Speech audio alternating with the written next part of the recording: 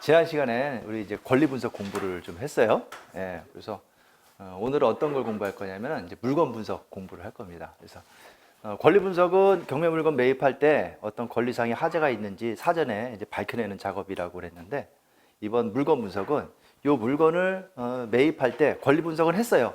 그래서 권리상의 문제는 없어. 그런데 이 물건이 정말 괜찮은 물건이냐, 좋은 물건이냐, 안 좋은 물건이냐, 쉽게 얘기해서 투자 가치가 있다 없다, 투자 가치 판단하는 문제 부분, 요거를 이제 물건 분석이라 그래요. 자, 그래서 이제 경매 공부는 두 가지를 이제 주로 한다 그랬어요. 그래서 권리 분석하고 물건 분석 두 가지를 공부를 하는데, 권리 분석은 지난 시간에도 간단히 배웠지만 우리가 일단 기본적인 것만 알면 웬만한 건 다 권리 분석이 돼요. 잠깐 정리를 한번 해볼게요. 권리 분석. 권리 분석을 하기 위해서 보는 서류가 등기부등본이라 그랬죠. 등기부등본을 봤을 때 이 등기부상의 권리가 내가 인수가 될 거냐, 아니면 내가 낙찰받았을 때 소멸이 될 거냐 알기 위해서 공부하는 게 말소기준 권리라 그랬어요. 그죠? 말소기준 권리 기억나시죠? 네. 말소기준 권리가 한번 뭐가 있더라? 자, 저당권, 근저당권, 압류, 가압류, 네, 담보가 등기, 경매기입 등기. 자, 이렇게 있어요. 자, 이 권리들이 이렇게 있으면 이 권리들은 무조건 소멸한다 그랬죠? 이 권리는 소멸하는데 본인도 죽으면서 그 밑에 권리들도 같이 소멸시킨다. 그래서 이게 말소되는 기준의 권리다. 요거는 소멸된다. 그래서 요거 이제 등기부상의 말소기준 권리를 찾으면 근저당이 두 개 다르면 제일 먼저 설정된 게 근저당이 말소기준 권리다. 그래서 요거는 뒤에 건 볼 것도 없이 그냥 다 소멸된다. 이게 이제 말소기준 권리 이론이고요. 자, 이제 등기부등본상을 봤는데 등기부에 나타나지 않는 권리가 있다 그랬죠. 그게 이제 임대차. 임대차는 이제 주택임대차하고 상가건물임대차 두 개가 있는데, 주택임대차 같은 경우에는 우리가 전세나 월세를 살고 등기를 하지 않죠. 대신 전입신고를 하고 확정일자를 받아요. 그것이 왜 그러냐면 이제 등기한 거와 같은 효력을 준다 그래요. 이제 좀 쉽게 얘기해서 좀 약간 용어를 어렵게 하면 등기한 거를 근저당권이나 전세권 설정한 거를 이제 물건이라 그러고, 이게 이제 전입하고 이제 확정일자 받은 거 있죠. 임대차 한 거. 요걸 이제 채권이라 그래요. 그래서 이제 물건은 모든 사람한테 주장할 수 있는 권리라 그러고, 채권은 그 사람한테만 주장하고 새로운 소유자한테는 주장을 못 해요.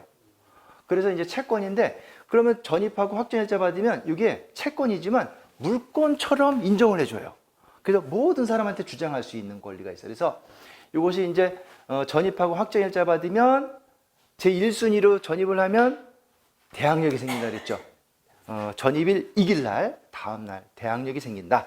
대항력이라는 거는 새로운 주인이 나타나도 중간에 매매를 하거나 경매로 낙찰받은 소유가 오더라도 내가 1순위로 전입 신고를 해놨으면 그 새로운 주인한테 보증금을 받을 수가 있다. 그게 대항할 수 있다. 이게 대항력.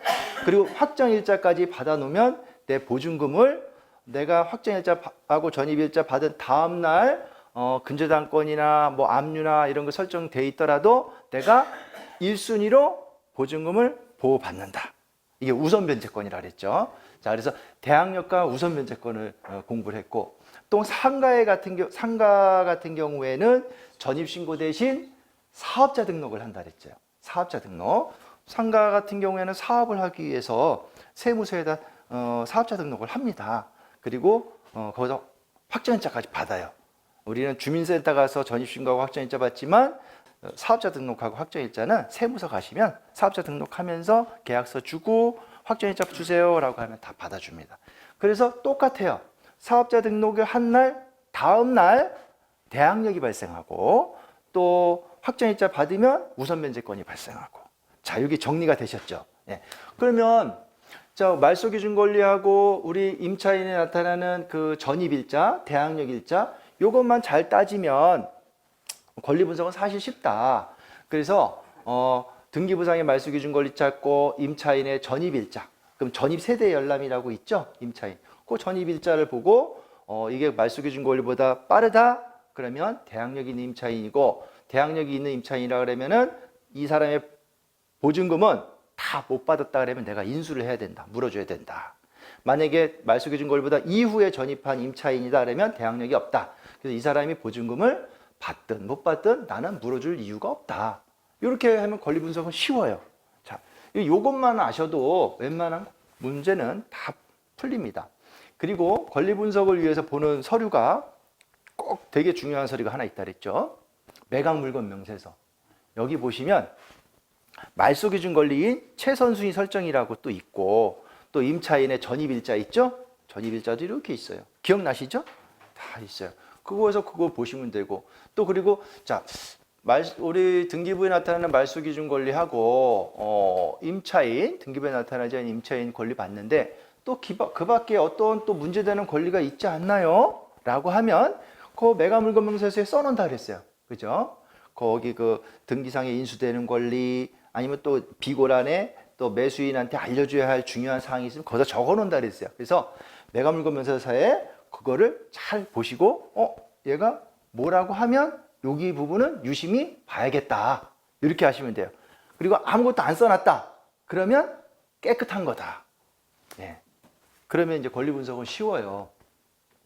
자, 이렇게 권리 분석을 했고 오늘 공부하는 거는 물건 분석이라고 그랬어요. 자, 그래서 여러분들이 이제 물건들을 이제 찾아보죠. 아파트를 주로 많이들 하시는데 아파트 물건을 찾아봤을 때 자, 이 물건의 권리상의 문제는 없어. 우리 말소기준 권리도 받고 또 임차인도 없어. 그럼 소유자가 점유하네. 그러면 뭐 다 말소되니까 인수되는 건 없네. 근데 이 물건이 과연 투자 가치가 있나? 이거를 그러면 얼마 정도에 사면은 내가 괜찮은가? 이런 거를 분석하는 게 물건 분석이에요. 물건 분석을 위해서 알아야 할 우리 이제 기초 지식 요거 이제 한번 정리를 한번 하고 물건이 우리 경매 물건이든 일반 물건이든 물건이 여러 개 있습니다. 그래서 종류가 여러 개가 있어요. 이제 두 종류로 이제 구분을 해보면 주거용과 비주거용으로 이제 구분을 해볼 수가 있고요. 주거용 물건은 말 그대로 주거를 위한 물건이니까 아파트, 빌라, 뭐 주거용 오피스텔, 단독주택 이게 이제 주거용이 될 거고요. 비주거용은 뭐 상가, 공장, 그 다음에 또 토지, 비주거용 이렇게 구분해 볼 수가 있어요. 그래서 이 물건별로 우리가 물건 분석할 때 포인트가 조금 달라요. 그래서 어느 부분을 중요하게 이렇게 봐야 되는지 중요 체크 포인트 이런 거 공부 한번 해보겠습니다. 자, 1번 물건 분석이란 이 물건이 좋다, 안 좋다를 판단하는 분석이다. 쉽게 얘기해서 물건 좋은가 안 좋은가? 이 물건 안 좋아하지 마. 이 물건 그 물건 좋아해. 이거예요. 네. 그럼 뭘 보고 이게 좋다 나쁘다 판단하냐 이거야. 네? 그 이제 가치 판단을 하는데 자, 이 물건이 투자 가치가 있다라고 할 때는 가치를 이제 일단 두 가지로 볼 수가 있어요. 현재 가치와 미래 가치를 볼 수가 있어요. 현재 가치를 우리가 쉽게 누구든지 알 수가 있어요. 그건 이제 시세라고 있죠. 부동산 시세 파악하는 거. 시세 파악을 하는데 주거용 대부분 많이 하는 아파트 같은 경우에는 우리는 인터넷만 이렇게 한번 잘 찾아보시면 시세는 쉽게 알 수가 있어요. 관내 부동산 가가지고 중개사무소 가가지고 물어보셔도 정확하지만 일단 인터넷으로 봐도 잘 나와 있습니다. 네이버라는 사이트 있죠? 그거 하나만 보셔도 네이버 매물과 그 다음에 그 KB 국민은행 시세라고 또 있잖아요. 나와 있고 또 한국부동산원 시세가 또 이렇게 나와 있고 그 다음에 우리 국토해양부 국토교통부에 실거래가가 다 있어요. 그래서 이 정도에 얼마 정도 거래되고 시세가 이렇게 나와 있으면 대략 압니다. 이제 현재 가치를 이제 보는 거예요. 그러면 경매 물건의 감정가와 최저가가 있을 때 자, 최저가를 보고 현재 시세는 이 정도면 싸다 비싸다를 알 수가 있죠. 자, 이거는 쉽게 판단할 수가 있어요. 그래서 우리가 현재 가치를 보고 이제 얼마 정도의 차익을 볼 거냐 이걸 내가 입찰가를 정하는 거죠. 자, 그런데 이제 현재 가치를 이거 보는데 또 미래 가치를 또 보는 게 있어요. 이거는 이제 미래 가치는 예를 들면 재개발 예정이다, 재건축 예정이다, 수용 예정이다. 아니면 앞으로 여기가 지하철이 들어온다, 뭐 도로가 뚫린다. 이럴 때는 가격이 상승이 예정이 돼 있죠. 자, 이런 거에 대해서 미래 가치를 이제 한번 판단해 보는 거예요. 그래서 투자 가치 판단 좋다 안 좋다를 판단한다 했어요. 그 부동산은 두 가지예요. 토지와 건물. 토지와 건물 두 가지로 돼 있어요. 그래서 건물을 매입할 때는 토지까지 같이 매입을 하죠. 왜냐하면 토지 없이는 건물이 있을 수가 없으니까 깔고 앉을 토지가. 그래서 항상 볼 때 등기부등본도 두 개를 띄워봐야 돼요. 건물을 매입을 한다면 그 깔고 있는 토지와 건물, 등기부등본 각각 띄워서 권리관계를 확인해 봐야 돼요. 근데 집합 건물인 아파트, 이거는 그냥 하나만 띄워보면 나와 있죠. 대지권이라고 표시가 돼 있어서 하나만 보시면 돼요. 그런데 이제 우리가 단독 건물을 이제 매입을 할 때 빌딩을 매입을 한다. 단독 주택을 매입을 한다. 뭐 상가 주택을 매입한다면 통건물이잖아요. 이런 매입할 때는요. 건물에 대해서 꼭 띄워봐야 될 서류가 있어요. 이게 뭐냐면 바로 이제 건축물 대장입니다. 건물을 매입할 때 봐야 될 서류가 건축물 대장이고요. 자, 그러면 토지만 매입을 할 수도 있겠죠. 건물이 아니고 토지만 매입을 할 때. 그럼 땅을 매입할 때도 또 봐야 할 서류가 있어요. 그게 바로 토지이용계획 확인원입니다. 뭐 다 아시는 거지만 또 모르시는 분도 계시고 아시는 분들은 잠깐 정리한다 이렇게 생각을 하시면 좋을 것 같아요. 자, 그래서 이 건축물 대장이 건물을 매입할 때 꼭 봐야 할 서류인데 요거에 대해서 잠깐 한번 설명을 좀 드릴게요. 자, 건축물 대장은 뭐냐면요. 우리 이제 프린트에 돼 있지만 최초로 건물을 지을 때 만드는 대장이에요. 건축물. 건축물 현황에 관한 공적 장부다. 그래요. 요거는 이제 뭐 건축물에 대한 공법상의 규제, 지방세의 과세 대상, 손실 보상가액의 산정 등 건축 행정의 기초 자료가 된다라고 이제 대법원 판례로 돼 있는데, 요 건축물은 건물을 지면 건축 허가를 받고 그 다음에 건물을 다 지면 그 다음에 지는 게 사용 승인이라 그래요. 사용 승인 졌다 그러면 사용 승인 일자가 적어져요. 그럼 그때부터 사용할 수가 있어요. 그리고 사용 승인 일자 나면 건축물 대장이 만들어지면요. 그 다음에 등기가 됩니다. 부동산 등기부등본이 만들어져요. 그게 이제 만들어지는 게 보존 등기죠. 처음에. 자, 건축물 대장 먼저 그 다음에 등기부등본이 이렇게 생긴다. 자, 이 건축물 대장에는요. 단독 건물 같이 일반 건축물 대장이 있고요. 우리가 아파트와 같이 집합 건축물 대장이 있습니다. 이것도.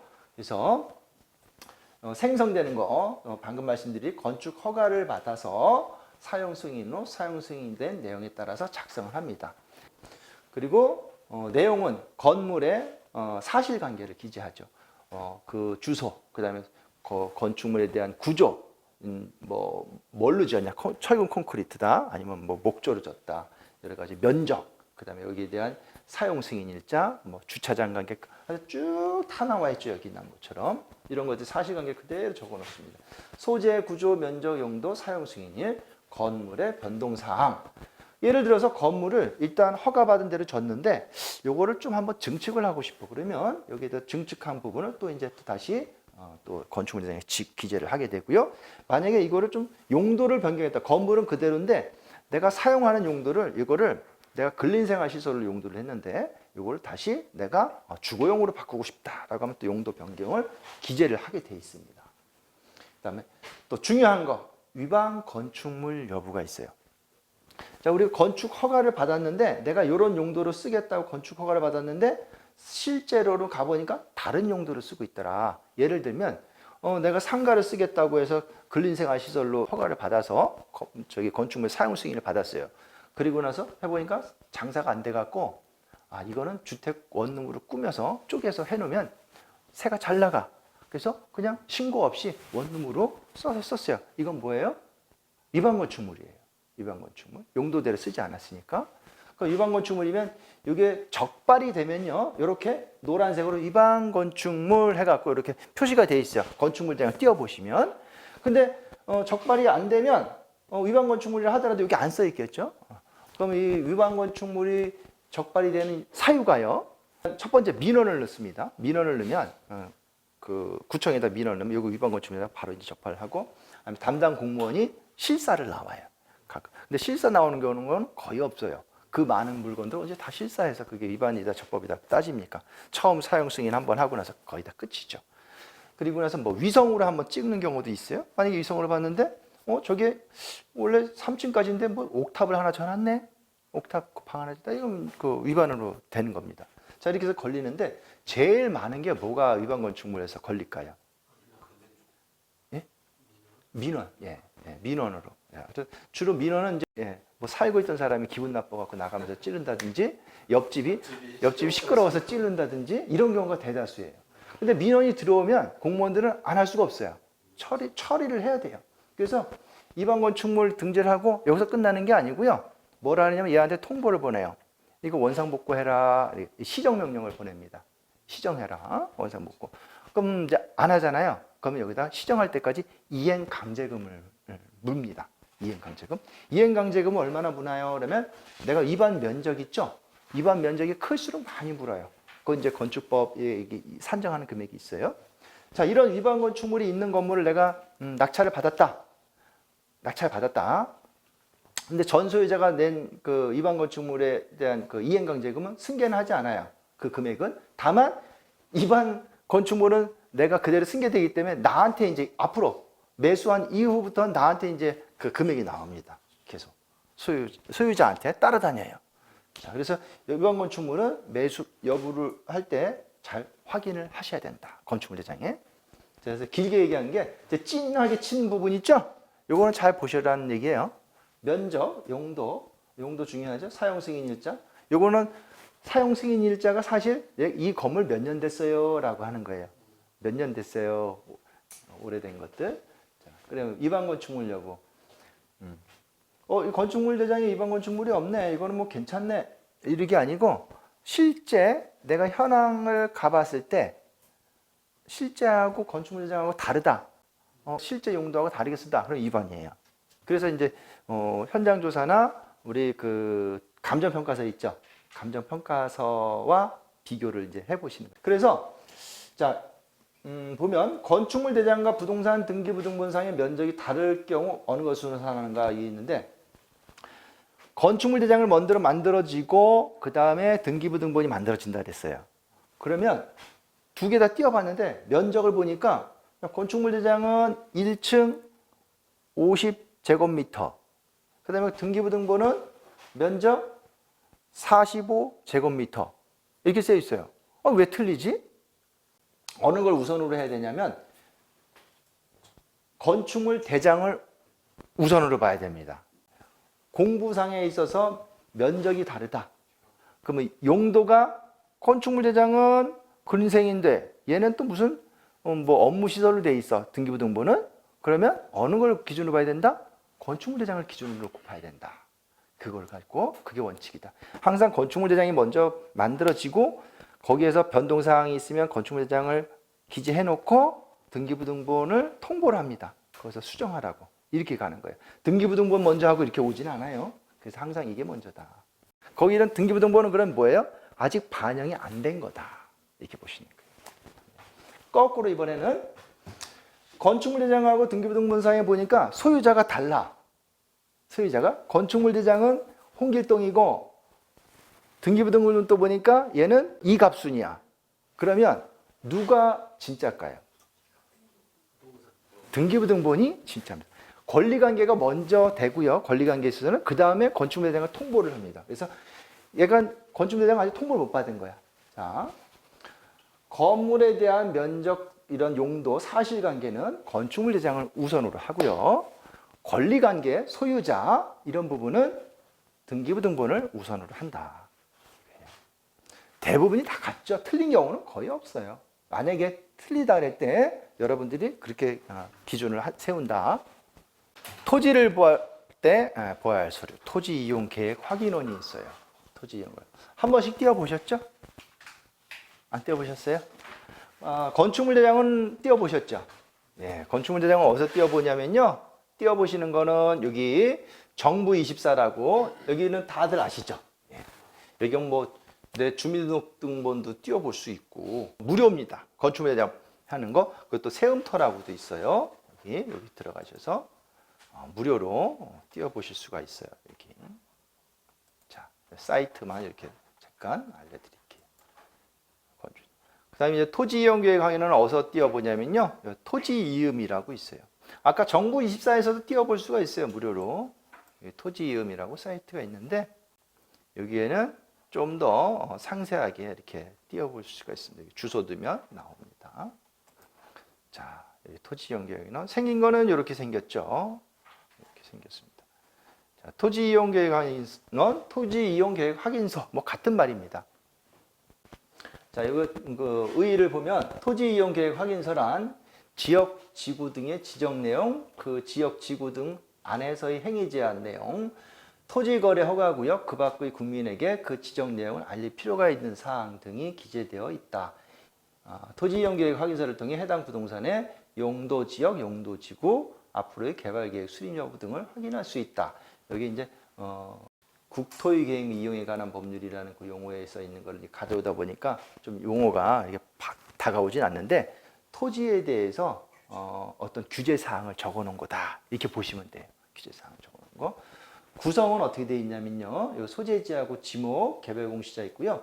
여기 보시면 지역, 지구 등 지정 여부 이렇게 되어 있는데 여기 토지가요. 우리가 이제 그 용도 지역이라는 게 있어요. 토지는 모든 용도 지역이 있어요. 그래서 사용도 21개 용도로 이제 쪼개졌는데 좀 도시 지역, 관리 지역, 농림 지역, 자연환경 보전 지역 이렇게 또 쪼개지고 각 토지별로 너 용도 지역이 뭐야? 그러면 도시 지역 내에 주거 지역이다. 용도 지역이 뭐다 이렇게 써 있고 그 다음에 여기에 보면 다른 그 제한이 있냐? 토지 거래 허가 구역이다 그러면 토지 거래 허가 구역이 있고 개발 제한 구역이다 그러면 개발 제한 구역이라고 표시를 해놔요. 그리고 여기 도로에 어떤 접해 있다, 접촉이 돼 있다, 아니면 길이 없다, 뭐 여러 가지들 이제 볼 수가 있고요. 여기에다 표시를 해놓고 개발 예정이면 또 개발 예정인 그림까지 여기다 그려놔요. 발급은 토지 이음에서 무료로 볼 수가 있고 뭐 시군구청 가셔갖고 돈 내고 뛰셔도 돼요. 토지 이용 계획 확인을 보기 위해서 간단한 용어를 한번 좀 정리를 해야 되는데 용도 지역이 뭐고 이게 여기도 건폐율, 용적률 요거를 이제 용어가 나오는데요. 그 용도 지역은 우리나라 토지는 국토의 계획 및 이용에 관한 법률 이제 국계법이라 그래요. 줄여서. 그래서 공인중개사 공부할 때 시컨 들었죠. 이거. 좀 들었죠. 예.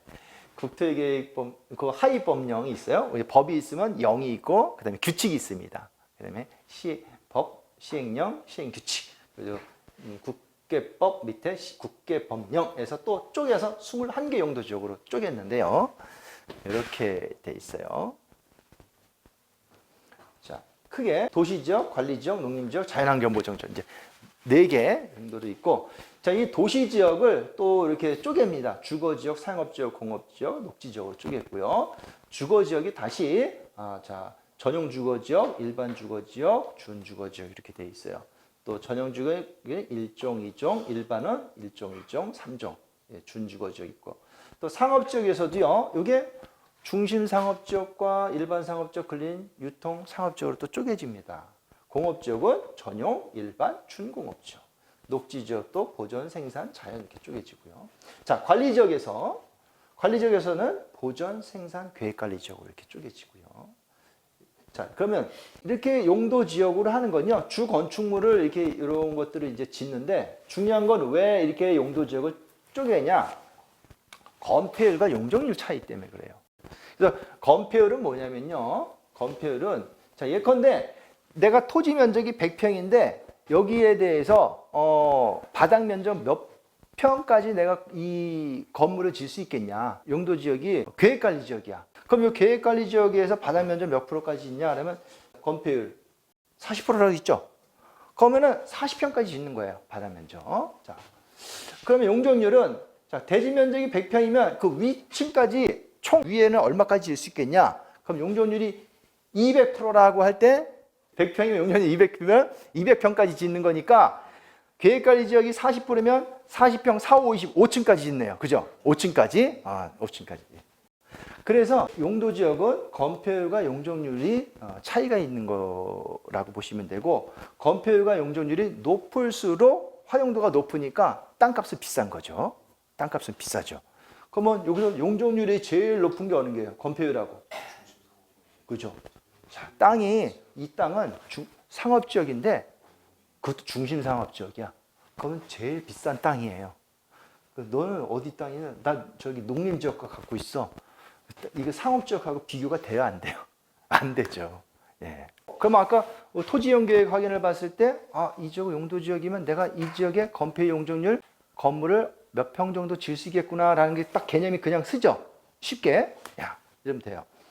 이렇게 개념을 간단히 이제 정리하시고, 토지에 대해서 이제 기초 지식을 한번 좀 공부를 해볼게요. 토지는요, 아까는 용도 지역이 있었지만 지목이라는 게 있어요. 지목. 그래서 다 아시죠?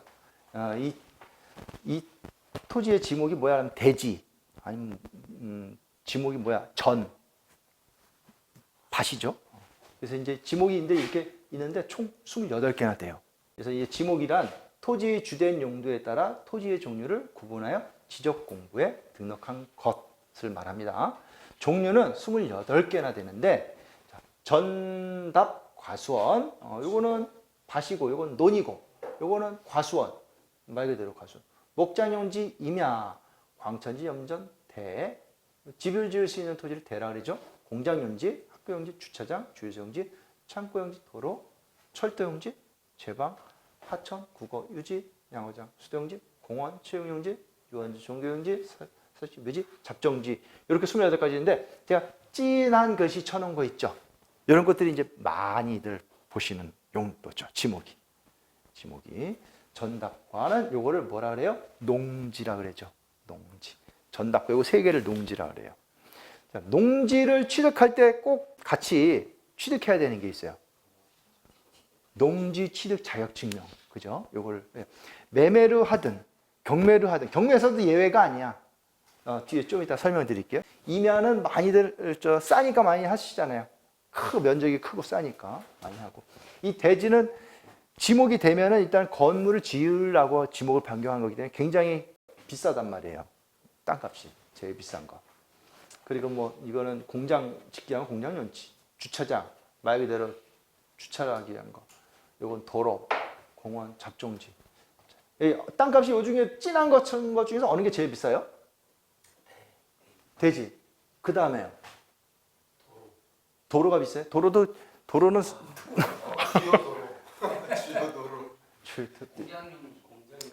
공장용지, 그 다음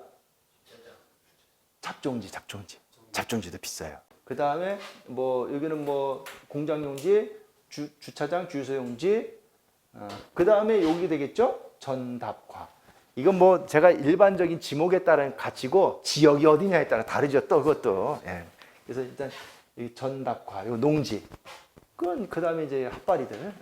농지를 많이 이제 취득을 하는데, 자, 농지하고 또 그 다음에 임야를 많이 하잖아요. 실무상. 우리가 취득을 할 때. 그럼 여기에 대해서 한번 잠깐 말씀을 드리면, 농지는 전답과 이렇게 돼 있어요. 그래서 이 농지에는요, 농업진흥지역과 농업진흥지역 아닌 농지가 있어요.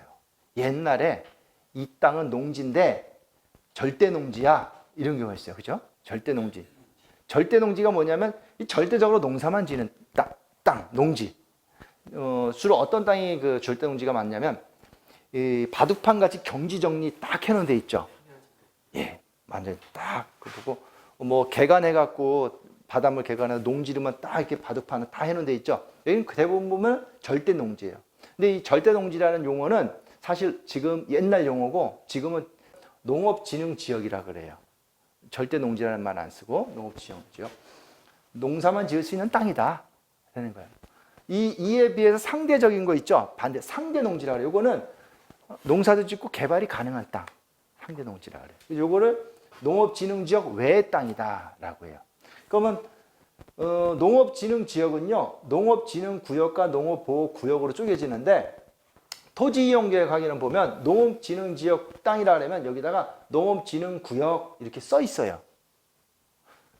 농업보호구역 이렇게 써 있어요. 만약에 안 써 있으면 이거는 상대농지예요. 안 써 있으면. 절대농지는 무조건 이렇게 써놔요. 자, 이렇게 있는 게 좋겠어요? 없는 게 좋겠어요? 그렇죠. 여기서 농업진흥구역 써놓으면 이거는 농사만 짓는 땅이다. 정말 힘들다. 나라에서 이걸 개발하지 않는 한 정말 힘들다. 농업진흥토지 예시를 해놨죠. 토지이용계획 항에는 보면 지역, 지구 등 지정 여부에 해놨는데 농림지역 내에 여기 또 농업진흥구역이라고 이렇게 표시를 해놨어요. 만약 여기 없다 그러면 농지지만 상계 농지다. 농업진흥지역 외 농지다 이렇게 보시면 돼요. 자, 그래서 이 농지를 내가 취득할 때는 항상 취득해야 되는 게 농지 취득 자격증명이라는 게 있는데 경매로 농지를 취득하게 되면요. 일주일 내에 낙찰받고 일주일 내에 농지 취득 자격증명을 제출해라 라고 해요.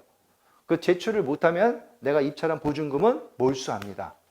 이것이 매각물건명세서 비고란에 그렇게 써놔요. 그 특별 매각 조건이라 그래서 그거를 잘 보셔야 되고요. 자, 그러면 이 농지 취득 자격증명은요 뭐냐? 자, 여기 보시면 우측에 경자유전의 원칙이라고 이게 표시를 해놨는데 농사는 농업 경영에 이용할 목적이 아니면 소유하지 못한다라고 그래요. 그래서 농사를 질 사람만 농지를 취득해라 이 얘기거든요. 그래서 농사를 짓지 않을 사람이 취득했다 이거 뭐예요? 투기죠. 이걸 해서는 안 된다.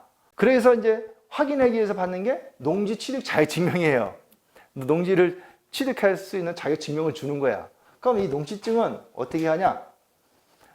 내가 이 농사를 질래요? 라고 신청서를 써야 돼. 그리고 또 구체적으로 무슨 농사를 질래요? 재배 종목은 뭐고, 농기구는 뭐고, 이렇게 써야 돼, 또. 써야지 거기서 이제 발급을 해줘요. 근데 예전에는 다 개나 소나 진짜 다 발급해줬어요. 근데 요즘은 까다로워졌어요. 농지증 발급이. 그래가지고 제 책에 이제 잘 정리를 해놨으니까 그 농지증 여기 254페이지 있으니까 그걸 한번 보시면 되는데 제 핵심만 말씀을 드릴게요. 내가 우리 동네 지역과 농지를 취득하는 거는 일주일 내면은 나와요. 신청하면 3일이면 3일 이내에 나와요. 근데 관외 타 지역 거 있잖아요. 그 물건을 농지를 취득해서 농지 취득 자격증명을 발급받으려면 농지위원회에 심의를 거쳐야 돼요. 이 농지위원회를 열면 그 동네 뭐 이장이나 뭐 여기 농용에 대해서 뭐 좀 지식이 해박한 사람들이 모여갖고요. 이 회의를 해요. 이 사람 허가를 해줄 거냐 말 거냐. 심사를 한다고. 그게 한 14일 걸려요. 그런데 법은 경매에서 낙찰받고 7일 이내에 제출하라 그랬어요. 근데 내가 제출했는데 14일 이상 걸린대. 그러면 17일에 내야 되는데 못 내면 보증금은 몰수되잖아요. 이게 중요한 거지. 그렇죠. 그래서 내가 이런 농지를 관내 지역을 내가 농지를 낙찰받고자 할 때는요. 어떻게 해야 되냐면 농지증을 그 7일 이내에 제출해야 되잖아요. 제출하기 위해서는 미리 신청해야 해요.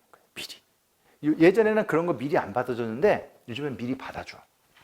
그래서 14일 이전에 여유 있게 내가 만약에 낙찰 못 받으면 끝이에요. 취소할 것도 없어. 걔네들이 그냥 안 찾아오면 끝이야. 낙찰되면 그걸 찾으러 와서 찾아갖고 내면 돼요. 중요한 거, 자, 이거 7일 내에 제출 못하면 몰수가 되는데 그래서 방법은 내가 미리 신청해서 접수해 놓는다. 그 임야를 취득하잖아요. 임야는요, 산지관리법에서 규제의 강도 활용도에 따라 보전산지와 준보전산지로 나누고 보전산지는 임업용 산지와 공익용 산지로 다시 구분합니다. 또 소유자가 누구냐에 따라서 사유림, 국유림, 공유림으로 구분한다. 자, 이 임야는 산지법에서 산지를 이제 했는데 보전산지와 준보전산지로 구분을 하고요. 보전산지에는 임업용, 공익용 산지가 있어요. 자, 보전산지 아닌 게 준보전산지예요. 아까 똑같이 농업진흥구역 아닌 게 상대농지라는 것처럼 준보전산지를 하다. 자, 보전산지에는 임업용 산지와 공익용 산지가 있는데 임업용은 말 그대로 뗄감 뭐 이렇게 해서 개발행위 제한이 좀 덜한데 공익용은 말 그대로 보전 목적이 아주 강한 거. 공익용 산지는 이건 뭐 백두대간 이런 거 있죠. 전에 손 못 대는 거. 그런 땅을 샀다 그러면 공익용 산지는 개발행위가 상당히 어렵다. 자, 그래도 임업용은 그나마 좀 낫다. 그래서 땅을 볼 때 토지이용계획 확인원을 보더라도 여기에 보면 공인용산지 이렇게 써 있어요. 그럼 공인용산지 사면 안 좋겠죠? 예. 그래서 여기서 똑같아요. 공인용산지 안 써 있다. 그러면 그 준보전산지예요. 여기 공인용산지 안 써 있는 거, 써 있는 거를 피한다. 자, 농업진흥구역에 있는 거는 피한다.